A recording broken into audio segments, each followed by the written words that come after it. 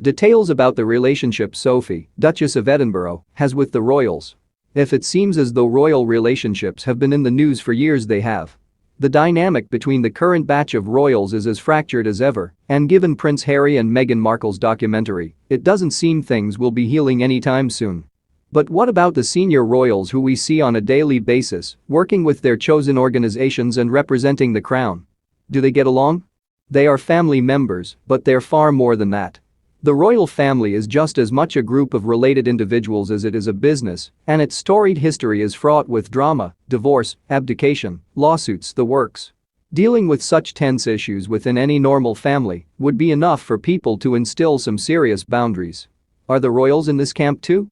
As it happens, one of the most level-headed and drama-free royals currently on the scene is Sophie, Duchess of Edinburgh, formerly titled the Countess of Wessex.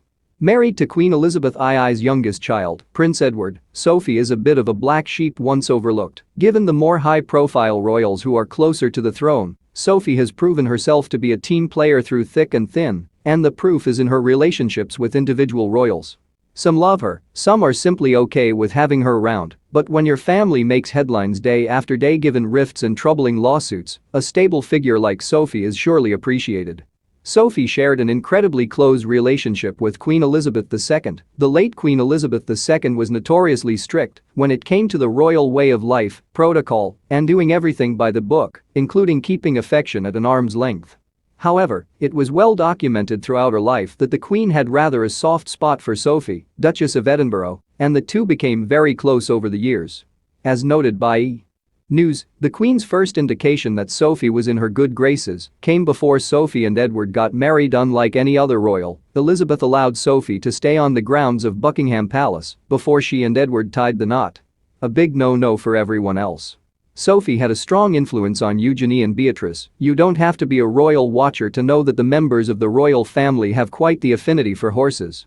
The late Prince Philip was a celebrated polo player before turning his attention to carriage driving, and he even passed the passion on to his granddaughter and Sophie, Duchess of Edinburgh's daughter Lady Louise.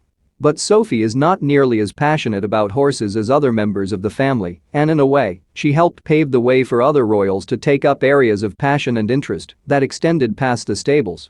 Sophie and Camilla, meanwhile, keep things formal. Sophie, Duchess of Edinburgh, may have had a very close relationship with Queen Elizabeth II, but such affection hasn't reportedly transferred over to Camilla, Queen Consort.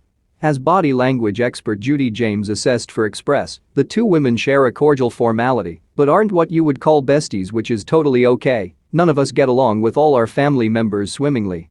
Catherine, Princess of Wales, and Sophie are said to be close, though Camilla, Queen Consort, and Sophie, Duchess of Edinburgh, have a professional relationship that is courteous but distant. Sophie and Catherine, Princess of Wales, are very close. As noted by Hello Magazine, the two royals have been seen on many occasions sharing genuine laughs, warm interactions, and have joined each other at some of the royal family's favorite outings. Sophie is seen as a reliable royal by King Charles III. No matter what side of the royal feud you fall on, everyone can agree that the last few years for the royal family have been anything but easy. King Charles III assumed the crown immediately following his mother's passing. Prince William and Prince Harry are at each other's throats, and Prince Andrew, well, you all know what happened there. As such, the new king has identified Sophie, Duchess of Edinburgh, as a reliable member of the firm who is nothing if not a dedicated team player, certainly a welcome figure, given the general chaos of the last couple of years.